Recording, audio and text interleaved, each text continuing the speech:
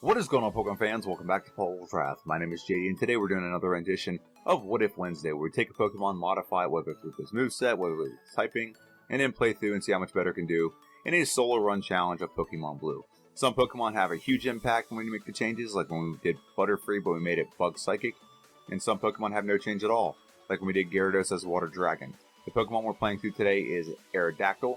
Aerodactyl I played through a long time ago, part of my challenge where I played through all the Pokemon in order of the Pokédex. This is the time it resulted in 1 hour and 34 minutes and 46 seconds. That is not a great time. Aerodactyl has a really garbage moveset, which I'll show you guys here in a minute. But what we're doing today, we're not just going to take one move and add it to this Pokemon, see how well it does. We're actually going to take this Pokemon and take its entire Generation 2 moveset, for the most part, whatever I can get in Pokemon Blue. And then we're going to see how well this Pokemon plays through with the Generation 2 moveset. This is actually voted on by you, the audience. On my channel, did a poll, and it was kind of overwhelming. It's about 50% of people voted on this, and there was 3 options, and this by far was the most voted on option. So without further ado, let's go ahead and look at the stats of this Pokemon. This Pokemon is known as the Fossil Pokemon. You get it with the Old Amber in Pewter City, and then take it to Cinnabar Island. So let's look at the stats. Attack is 80, HP is 80, attack is 105, defense is 65, special is 60, and speed is 130. The problem with this Pokemon is its moveset. It has Wing Attack to start the game and Agility. Wing Attack in Generation 1 is only 35 base power, so with Stab it makes it 52. Agility, this is another Pokemon that has extremely good speed that gets Agility. Does not make sense, but it will allow us to do the badge boost. And then the rest of its moves for this Pokemon are skewed towards later in the game. In Generation 1, if you got a Pokemon and you couldn't get it to like a certain point in the game, they skewed all of its moves except for like 1 or 2 that you started with to the end of the game. So for example, the Old Amber makes it so you get this Pokemon at level 25 when you revive it, so all the moves are skewed past level 25. Supersonic at level 33, Bite at level 38, Takedown at level 45, and Hyper Beam at 54. Now, like I said, this is a garbage moveset, and there's some not common sense moveset here. This is why I say a non-common sense moveset. Like, for example, this is a Rock Flying Pokemon. Why does this Pokemon not get access to Rock Slide? That's one common sense thing that I really would love to know the answer to. If I could quiz the person who created this Pokemon and who made the moveset, I'd love to know why you didn't give this Pokemon Rock Slide. And then when you look at its TM moveset, it doesn't get access to anything really good at all. It does get access to Fly and Sky Attack, which are Stab, I guess, but everything else here is garbage. So what we're doing in this playthrough is going to give it our Generation 2 moveset, and we're going to see how much better this Pokemon can do in a playthrough. So our benchmark was 1 hour and 34 minutes.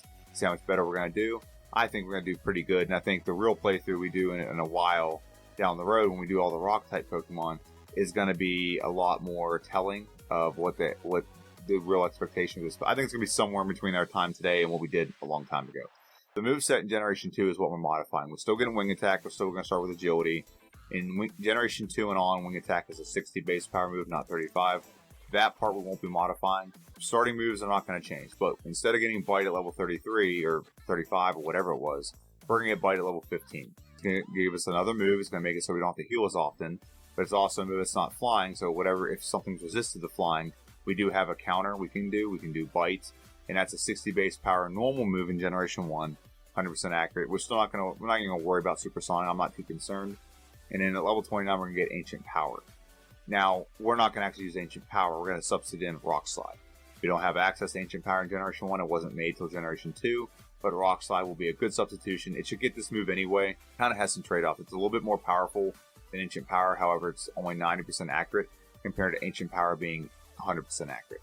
Scary Face we're not even going to worry about, and Takedown and Hyper Beam we won't even use in this playthrough. And when we look over at the TM moveset, we're not going to really add or modify anything too much here.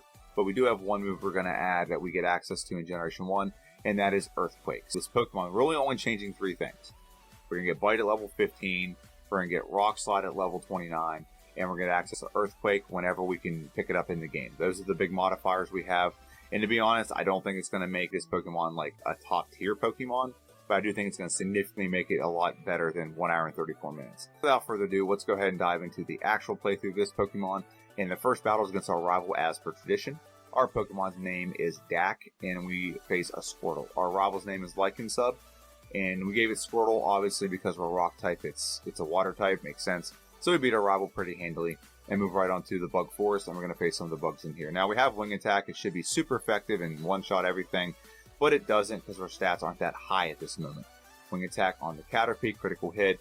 Now that is one thing nice about this Pokemon. We saw our speed was 130, is our critical hit rate is 25.39%. So we're gonna critical hit a lot. You'd think it'd hit a lot more when you see a couple battles like our Brock battle. I just want it to crit way more than it does, and it doesn't, but it's not a big deal. We're going to go ahead and knock out this Weedle, and we got one more bug trainer to face before we go face our second rival battle, and here we go. And it's against a level 9 Weedle, and we're going to two-shot the level 9 Weedle. We do get poisoned. Not a big deal. We're going to go ahead and give ourselves an antidote and go face our rival. Our rival's going to come out with a Pidgey. Pidgey, it's really just neutral. Wing attack can't really do. It's going to do neutral damage, whatever the case may be.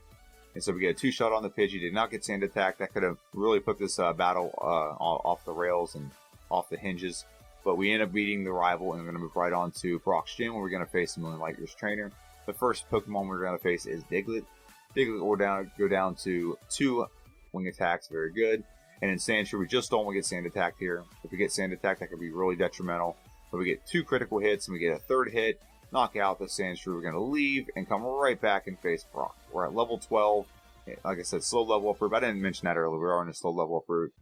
And we're going to go ahead and face Brock. Brock's Geodude comes out, and we're going for Wing Attack. Now, he keeps using Defense Curl, which ups his defense, so our attacks do a little bit less every time he does that. However, we get a critical hit. It skips over all this. This is why I was excited about a critical hit rate. But as you can see, so far, we just hit our first critical hit after about 8 hits. And here we go, critical hit again. We're so close to knocking him out. Now, the big deal, Geodude's not the problem. The problem is Onix. Onix has Screech, so he can lower our defense.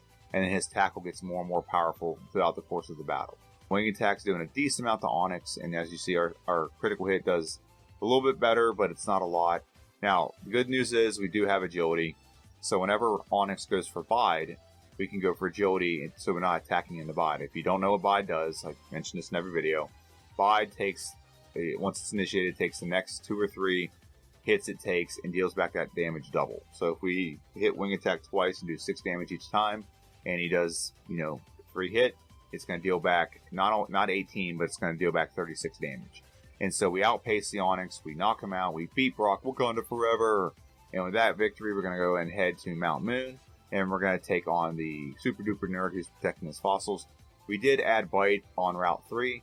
So once we got to level 15, we just pause the timer, pause the time and just modify the game and add it right in. I can't change out the moveset. I don't have access to whatever the program that lets you decode the game and rebuild it with modifications. Not yet. I'm going to learn it eventually. But we knock out the Super Duper Nerd. We grab the Dome Fossil. All hail the Dome Fossil. I know if I didn't tell you, you're going to ask. Actually, now I think of it. Go ahead and ask. Comments are great for the YouTube algorithm. That's a shout out to my guy, Madrive. I'd recommend you go check him out. We move right into our third battle against the Lycan Sub. He's going to come out with a Pidgeotto.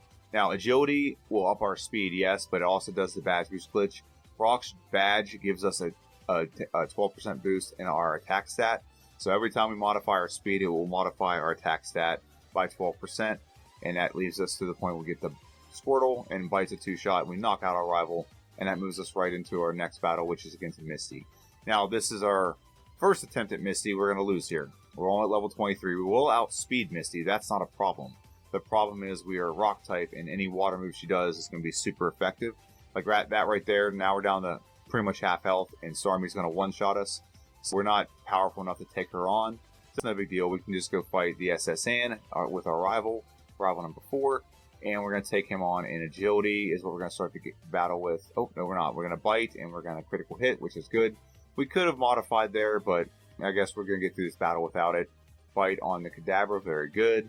And then War Turtle comes out, Bite on the War Turtle, gets the knockout again. And now we're going to go back and face Misty again, and we're going to see if we can beat her this time with a little bit higher level. We are 4 levels higher, so now we're going to take on Misty. Again, we could probably deal with the Staryu, not a problem, but what we need to do is we're going to Agility once, we're going to Agility twice, and now our attack stat's over 100. Bite does not one-shot because she went for X-Defend, knock it out, and she's going to one-shot us again. So our strategy is going to have to be, we're going to have to fully set up and rely a little bit on RNG. The first Pokemon, again, Staryu comes out. We're going for 3 setups of Agility, 1, 2, and 3, and she hits us 3 times. We still have a decent amount of health left. If Starmie hits us once, we're going to lose. Now we critical hit so we don't knock her out. X-Defend. We get a very lucky win over Misty. And we're on to Lieutenant Surge, where we're going to go ahead and face him. We technically have a type disadvantage here because we were flying. However, we are level 29. We just added Rock Slide, so we should one-shot every one of his Pokemon. Voltorb goes down to 1 hit, critical hit. Don't think that mattered. Pikachu goes down to 1, and Raichu goes down to 1 as well. So pretty easy win over Lieutenant Surge. He's a cakewalk. And with that being said, we're going to move right on to our next gym, where we kind of have an advantage and we kind of don't. Because we are rock type, we are weak to grass. However, we are flying type, so it offsets that. And we're going to go ahead and face Erica. Erica is kind of easy, actually, because we got rid of wing attack and added fly. So we have a very powerful flying move. The only downside to fly is it is 95% accurate, so there is the possibility of missing. However, we get a one-shot on the Victory Bell, which is a good sign. We get a one-shot on the Tangela. And is it a one-shot? Nope. We get that 95% accuracy, that 5% chance to miss. We just missed. However, we get the knockout over Vileplume. Pretty easy win. Super easy, barely an inconvenience. So we beat Erica. We're going to move right on to Giovanni number 1. Now, Giovanni number 1 is not exactly a great matchup for us because he has Onix. We don't have a great move for Onix. We have nothing. We don't have anything at all. So we're just going to do Agility a couple times, up our attack stat. The problem is, right now, Onix has Rock Throw, so Rock Throw can be super effective. Now, Rhyhorn does not have that issue. Rhyhorn has 1 attack, and that's Horn Attack. And so Fly is doing a decent amount of damage, so we're going to stick with it. It's not exactly the best move to use against a Rock Ground Pokemon, but it is doing better than Bite and Rock Slide. Rock Slide on the Kangaskhan. We're going to get a 2-hit, a critical hit there. Don't know if it mattered. We level up. We're not going to learn Supersonic. We're going to ignore it. Nope, we're going to ignore it. And that gets us the win over Giovanni. And it just, sometimes this happens in the middle of my playthroughs. Get the win over Giovanni. He lays an egg. And we're going to pick up Silph Scope and a Super Potion and head right into our 5th rival battle in Pokemon Tower. This rival battle starts getting a little bit easier because we have Rock Slide now. Pidgeotto is an afterthought because it's a rock move. Growlithe is also could have been a one-shot with Rock Slide as well, but we decided to go for Bite for more consistency. Execute goes down to 1 Fly. Kadabra goes down to 1 Bite. And Bite on a Wartortle with a 2-hit. It does no damage. It really tickles us.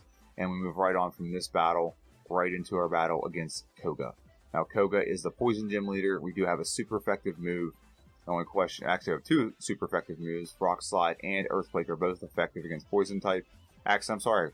Rock Slide is not effective against Poison type. My bad. But Earthquake is 2 times effective. So Earthquake will one-shot the Coughing. It 2-shots the Muck. It's going to one-shot the Coughing. And do we get a one-shot on the Wheezing?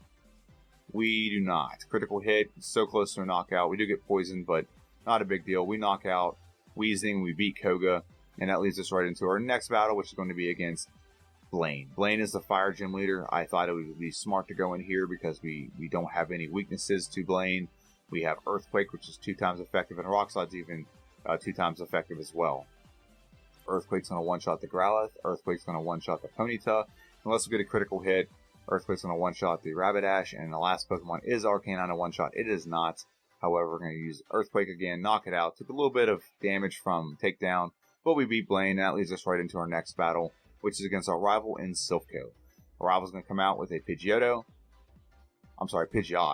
and Pidgeot's going to come out. We're going to go for Agility, do a little bit of badge boosting. It goes for Sand Attack. It hits Sand Attack, so this battle can go off the rails pretty quick if we don't hit our moves. Earthquake is a one-shot on the Growlithe. On the Execute, we're going to go for Fly on the Execute. Very good. And we have 2 Pokemon left. One is Alakazam. Alakazam will be a one-shot if we just hit it. And that miss probably cost us there, but Earthquake knocks out the Alakazam, and now we're going to go for, Rock Slide or Earthquake. And Bubble, he doesn't have a great moveset right here, while Adagun is effective enough that we got to take a reset here. So we're going to try this battle again. Agility 1, Agility 2, and Agility 3, and Rock Slide. So we should win this battle pretty handily now. We don't have the modification of having our accuracy lowered from Sand Attack, so we should be able to just sweep this team unless we miss a Fly right here. Nope, we do not. Alakazam comes out. Earthquake on the Alakazam. It's a one-shot.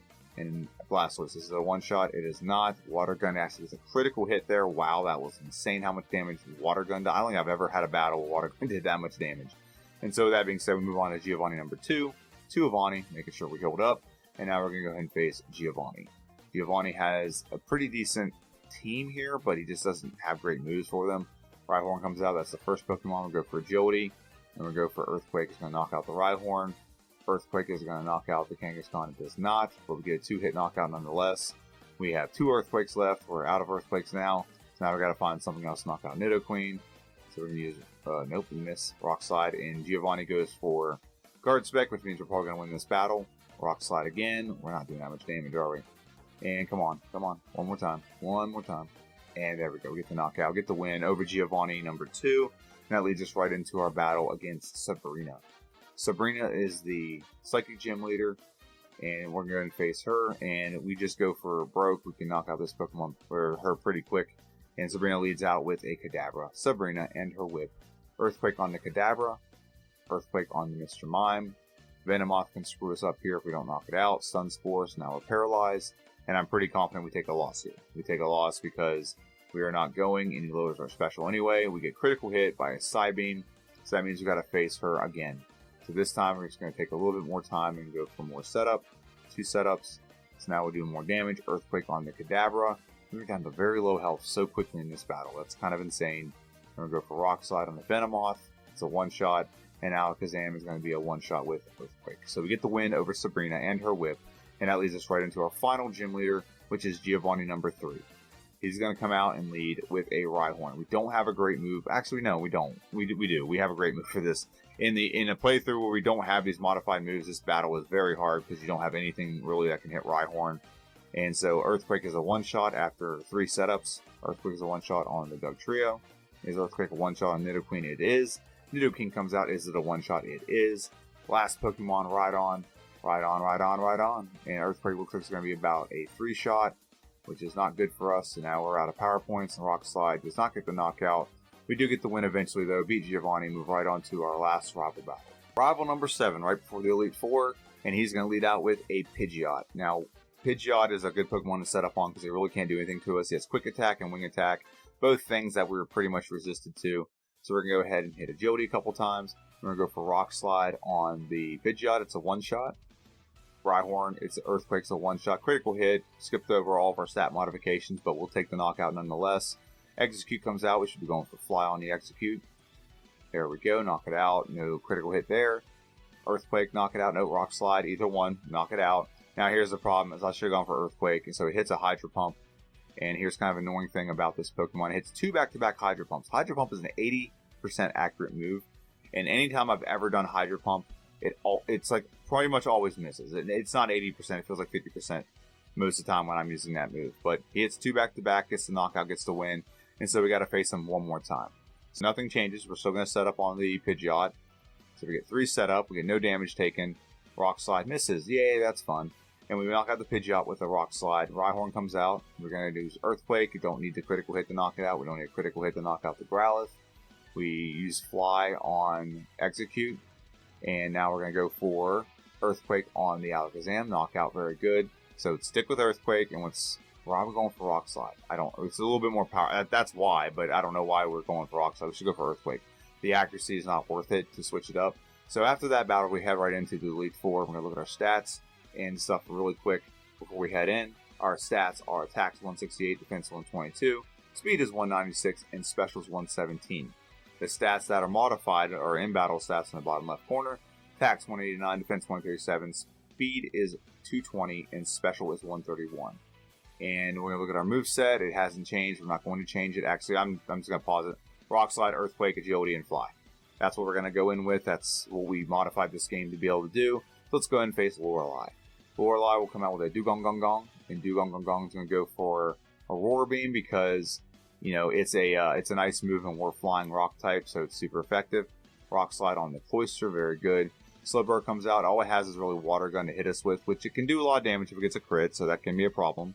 However, we're just going to go ahead and go for Agility, get fully set up, and we're going to get a knockout with about 3 hits from Earthquake, 1 hit knockout from Jinx with Earthquake, and Rock Slide on the Lapras gets the knockout, get the win over Lorelei, and move right into our battle against Bruno. We don't talk about Bruno very much, but we have pretty much everything we need for Bruno right now.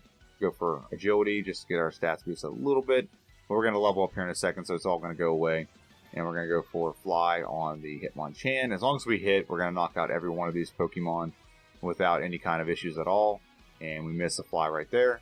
So that's an issue we can have, I guess we can miss. And we're going to go for Earthquake on the Onix. It's not a one-shot. God, I can't believe that's not a one-shot. But we get a 2-shot, and then Machamp comes out. go for fly on the Machamp, and we don't get the one shot. We get hit by submission, but it knocks himself out, and we beat Bruno. Bruno's so bad he beats himself sometimes. And that moves us right into our battle against Agatha. Now, we do have a pretty good moveset with Agatha. All of her ghosts can get hit by Earthquake. It's 2 times effective, and all of our Pokemon have a poison typing, so except for Golbat, he does have poison, but he's also flying, so Rock Slide knocks him out. Earthquake on the Haunter, it's a one-shot. Arbok comes out. Earthquake on the Haunter, or the Arbok, very good. And the last Gengar is going to be a one-shot as well. So Agatha is super easy barrel and inconvenience. And that leads us right into our 4th member of the Elite Four, which is Lance, the Dragon Master. Lance can come out with a Gyarados, so Gyarados can be quite scary. So what we want to do here is we're going to hit Agility 1 time. Hydro Pump does, wow, that does a lot of damage. Rock Slide on the Gyarados. So now we're kind of like in a very scary spot because Dragon Rage takes us down to 12, so we cannot get hit again. If we get hit again, we could lose. Earthquake on the Dragonair. I don't know why we're not getting the knockout here, but we're going to go for Rock Slide on the Aerodactyl, get the knockout, and we have one more Pokemon left, and that is Dragonite. We get a one-shot, so we dodge the bullet there with low health. We get the win over Lance, and that leads us right into our final battle of the game, which is the champion, our rival number 8, and he's going to lead out with a Pidgeot. Pidgeot, again, does not have a great moveset, so we can just pretty much set up fully. The only thing we don't want is, we don't really want to get hit by Sky Attack, so we're just going to ignore Sky Attack for now, or we're just going to set up. Rock Slide's a one-shot on the Pidgeot, very good. Alakazam comes out next. We're going to hit an Earthquake on the Alakazam, it's a one-shot, very good. Rhydon comes out, Rhydon. And we're going to hit an Earthquake. Critical hit, stop this from getting a one-shot because it skips over our stat buffs, but we still get the knockout. Earthquake on the Arcanine. Critical hit, knocked it out, very good. We're going to go for Fly on the Executor. Knock it out, very good. And so our stats, we just leveled up. A slow level up Pokemon leveled up middle of an Elite Four battle. I cannot believe that, to be honest with you. That usually never happens. We get hit by Hydro Pump. Is it a one-shot? It is not. Hit Earthquake. Is it a knockout? It is not. We get hit by Blizzard. We're going to take a loss here. And so it's a 6 reset, so we're going to this battle one more time. Agility 1, Agility 2, and Agility 3. The only thing that's really changing this battle is maybe we get Mimic, so we can mimic a move later, but that's really not much you can change. You just gotta wait for pretty decent RNG. We don't have any more rare candy, so I can't give a rare candy to level him up one more level. Earthquake on the Rhydon, very good. Actually, no, we didn't get the one-shot. But we did get Tail Whip, so that does up our stats a little bit more, so that might actually help us a little bit. We don't have to worry about Arcanine hitting us. We don't have to worry about Executor hitting us. Fly will be a one-shot on the Executor. So this gives us a little bit more boost. And no, we just, leveled up, so it skipped over all those boosts. We get a critical hit. We tank a Blizzard. I hope we take a complete. Yep, we do. We tank a Blizzard, and we get the knockout finally over our rival. And that gives us an in-game time of 53 minutes and 19 seconds. And what is our in-game time? So obviously, there's pausing going on with this because I had to modify the moveset. So just ignore the playtime. 4 times speed time in top left corner is what we're going to go off of. 53 minutes and 19 seconds. So when you compare that to 1 hour and 34 minutes, that seems like this is a drastic improvement of this Pokemon. And it is, if this was its moveset. However, in Generation 1, I mean, what would that put us at on our tier list? So that would put us sub 55. So I think it'd be right above Pinsir. Be right above Pinsir, not quite on the tier with Gengar and Charizard. So that's actually pretty decent. And my honest assessment of what I think this Pokemon will do in an actual playthrough, I think it's going to land somewhere in the middle. My prediction, whenever we do the Rock type challenge, is about 1 hour and 10, 1 hour and 15 minutes. I think we can shave a good 20 minutes off the original time. This playthrough, this Pokemon with a Generation 2 moveset, can definitely has a lot more possibilities. And I'm sure if I play through a couple more times, that time could probably be down below 50 minutes. I'm very confident in that. That's the Generation 2 moveset, not Generation 1. And this Pokemon still has some struggles. You saw it. We had 6 resets. We didn't have enough oomph to knock out some Pokemon. And maybe that's why they didn't give this Pokemon Rock Slide or whatever in Generation 1. Because they realized that no matter what they do, the Pokemon still have to do great. Just because of some other factors. Because of its typing, things like that. But that's my video. Let me know what you think in the comment section down below. There's going to be a video coming out this Friday. Today is Wednesday. And we're going to have a video coming out this Friday. It's for Zapdos. It's going to start our electric challenge. And Zapdos, I'm going to tell you right now, Zapdos has a very solid run. There's probably some things I can clean up with the second playthrough, but you're going to be very excited to watch the Zapdos playthrough. He obliterates most of the game. So let me know what you think. Comment down below. This is JD. This is Powerhouse Wrath. Have a good one. I'll see you guys next time.